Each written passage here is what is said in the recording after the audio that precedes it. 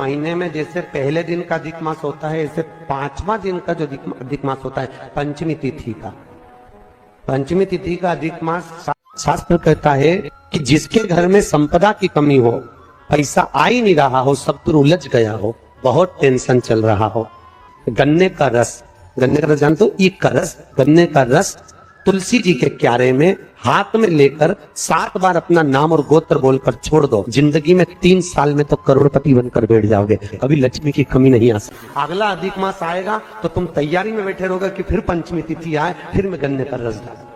मास में होता है, अधिक मास के सिवा नहीं कर सकते, केवल अधिक मास।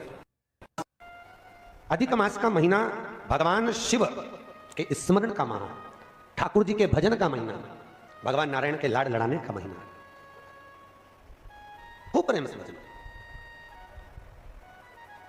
जितना भजन कर सकते हो उतना,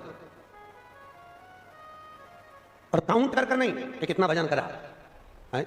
कई लोग हाथ में वो बटन दबाते रहते हैं, राम राम राम राम, काउंट नहीं करना है, कर लो जितना कर सकते हो।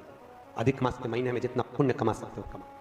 और निवेदन करूंगा, अगर जिंदगी में थोड़ी सी तकलीफ है, दुख है, कष्ट है, परेशानी है, 5 कमलगट्टे, 5 बेलपत्र तांबे के लोटे में जल भरकर रख लीजिए। सीधे हाथ पर उस कलश को रखो जिसमें 5 कमलगट्टे और 5 बेलपत्र रखिए। श्री शिवाय नमस्तुभ्यम, इस मंत्र का 5 बार स्मरण कर कर आपको जो तकलीफ है उसको हृदय चित्त से धरकर मस्तक से कलश को लगाकर किसी एकांतेश्वर महादेव पर, किसी वृक्ष के नीचे विराजमान हो, ऐसे एकांतेश्वर महादेव पर अपनी कामना कर कर वो जल समर्पित कर दो। 1 बेलपत्र, 1 कमलगट्टा उठाकर अपने घर पर लेकर आ जाओ। जो तकलीफ बहुत ज्यादा हो रही है 5 दिन में आपको मालूम पड़ जाएगा, 5 दिन में अंतर आ जाएगा। आपके घर में छोटा सा शिवलिंग विराजमान, निवेदन है जहां पर भी शिवलिंग आपके घर में विराजमान है, अगर छोटी सी कटोरी में एक बेलपत्र को आप नीचे रखिए, छोटी सी कटोरी उस बेलपत्र के ऊपर रखकर उसमें थोड़ा सा मधु, शहद, शंकर भगवान की साक्षी में शिव जी के सामने अगर शुक्रवार की शुक्रवार रखना प्रारंभ कर दो, धीरे धीरे संपदा की वृद्धि अपने आप होना प्रारंभ हो। पंचमी के दिन देवाधिदेव महादेव पर चढ़ाई गई शमी पत्र,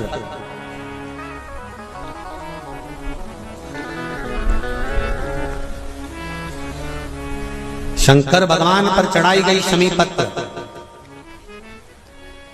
आस्तिक मुनि का नाम लेकर, कौन से मुनि? आस्तिक मुनि का नाम लेकर शमी पत्र को वापस उठाकर उसको अपने दरवाजे की चौखट पर कहीं पर भी या द्वार पर कहीं पर भी एक ओर रख देने पर घर के अंदर, बगीचे के अंदर सर्प प्रवेश नहीं करता। ध्यान रखिए, सर्प प्रवेश नहीं करेगा। शमी पत्र समर्पित करने पर उस शमी पत्र को आस्तिक मुनि का स्मरण करने पर, कौन से मुनि है? आस्तिक मुनि का स्मरण करने पर भीतर घर के अंदर बगीचे में सर्प भी प्रवेश नहीं। उस शमी पत्र में जया, विषहरा, शामली वारी, दौतली और देव, ये 5 कन्याओं का भाव प्रकट हो जाता है और वो कन्याएं हमारे घर के द्वार की रक्षा करती हैं। तुम्हारे घर की बहन बेटी क्या करती है? तुम्हारे घर की बहन बेटियां क्या करती हैं? घर में बहन बेटी आती हैं तो बद्दुआ देकर नहीं जाती। घर में कन्याएं रहती हैं, बद्दुआ नहीं देती। घर की बेटियां जब दरवाजा छोड़कर शादी कर वाले दिन, विदाई के दिन अगर जाती भी हैं तो बेटियां हाथ में धान भरकर फेंक कर जाती हैं कि मेरा मायका खूब फले फूले आगे बढ़े, छापे लगाकर चली जाती हैं कि हमने हमारी जीवन की सारी दौलत, जीवन का सारा सुख अपने मायके में दे दिया है। वो बेटियां तो जया, विषहरा, शामली वारी, दौतली, देव, ये उस घर में निवास करती हैं जिससे ये घर में हम रक्षा कर सकते। अगर पुरुषोत्तम मास में, अधिक मास में हम नंदी के दोनों सींगों के बीच में से शंकर के शिवलिंग का दर्शन कर लेते हैं तो अपने अंतिम सांस तक शरीर के अंदर कोई बड़ी बीमारी कभी नहीं है, कोई गंभीर बीमारी कभी नहीं। ये चेष्टा का अधिकार है। हम एक निवेदन करें आप लोगों को, अगर स्वीकार करें तो कभी कोई विषम समस्या यदि आपके सामने खड़ी होती है, विषम समस्या जिसका कोई निराकरण हो ही नहीं रहा, सब दूर हाथ जोड़ लिए, सबसे कह लिए, सबको प्रणाम कर लिया, सबसे बोल दिया, सबसे विनय कर ली, तो भी वो समस्या मिटी नहीं रही है, तो हमारा निवेदन है 5 बेलपत्र, 5 दुर्वा, 5 कनेर के पुष्प शिव जी को समर्पित कर कर उसी 1 लोटे जल से 5 बार शंकर भगवान को जल चढ़ाना प्रारंभ करिए। लगभग 1 हफ्ते यदि आपने शिव को जल चढ़ाना प्रारंभ कर दिया इसी क्रम से, तो निश्चित है वो समस्या का हल 1 हफ्ते के अंदर बाबा को निकालना ही पड़ेगा और आपका लक्ष्य निश्चित करना ही पड़ेगा। शिव महापुराण की कथा कहती है जिसके शरीर में काया का रोग हो जाता है, सोरायसिस जैसी बीमारी हो जाती है, खाल निकलने लगती है, चेहरे पर कालापन आ जाता है, आंखों के नीचे कालापन आ जाता है, या शरीर में काले काले धब्बे पूरे शरीर में कहीं पर भी पड़ जाएं, डॉक्टर का इलाज करवाओ, डॉक्टर को शिव मानो, जो दवाइयां दे वो खाओ, जांचें करने की बोले जांचें कराओ, पर साथ में एक काम और करो, शंकर भगवान को 5 बेलपत्र 5 दुर्वा समर्पित कर कर 1 ही लोटे से 5 बार थोड़ा थोड़ा जल सुंदरेश्वर महादेव के नाम से चढ़ाओ। कौन से महादेव? सुंदरेश्वर महादेव।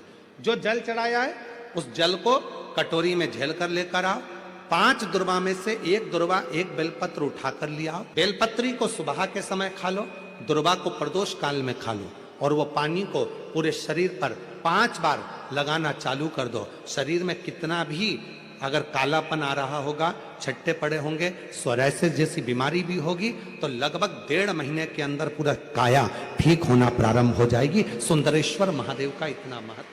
श्री शिवाय नमस्तुभ्यम कहने वाला, नमः शिवाय कहने वाला, ओम नमः शिवाय को कहने वाला, भगवान शंकर को याद करने वाला, शिव की आराधना साधना करने वाला कभी जिंदगी में भटकता नहीं है, उसको उसकी मंजिल मिलती जरूर है।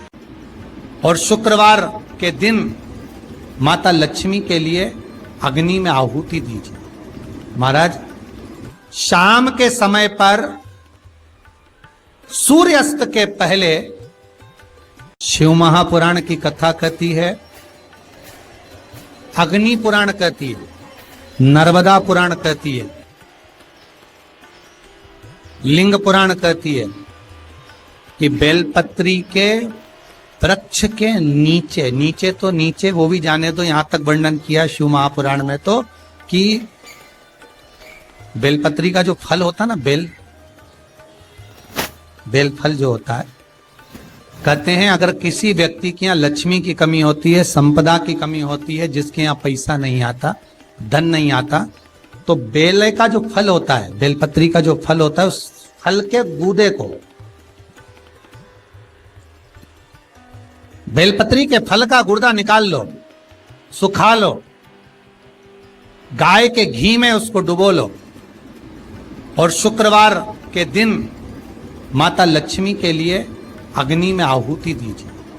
महाराज, शाम के समय पर सूर्यास्त के पहले ये जो आहुतियां हम बेले के गुर्दे के फल की गाय के घी में डुबोकर माता लक्ष्मी और भगवान विष्णु के नाम से देते हैं, महाराज 2 या 3 शुक्रवार करोगे, लक्ष्मी की कभी कमी नहीं आती, संपदा बढ़ती है। एक प्रयोग और कर कर देखना, कभी अगर मौका मिले आपको तो प्रयोग कर कर देखिए। लिंग पुराण के अंदर लिखा हुआ है, शिव पुराण में, लिंग पुराण में और स्कंद पुराण में कहा गया है कि अगर किसी ने बेले के फल को, बेले के फल का अगर थोड़ा सा भी गुर्दा पाया है, बेले के फल को खाया हो, या बेल का रस पिया हो, या बेल के फल का जूस पिया हो, अगर वो व्यक्ति का अनायास किसी कारणवश प्राण भी छूट गए हो, तो शिव महापुराण की कथा कहती है कि 27 दिन तक वो बेल के फल का रस उसके नस नस में रहता है, तो उस व्यक्ति को यम नहीं छूते, वो कैलाश पर निवास करता है। मर भी जाता है तो अधोगति में नहीं पड़ता, नरक नहीं भोगता, वो बैकुंठ पद का कामी हो, बैकुंठ का निवासी।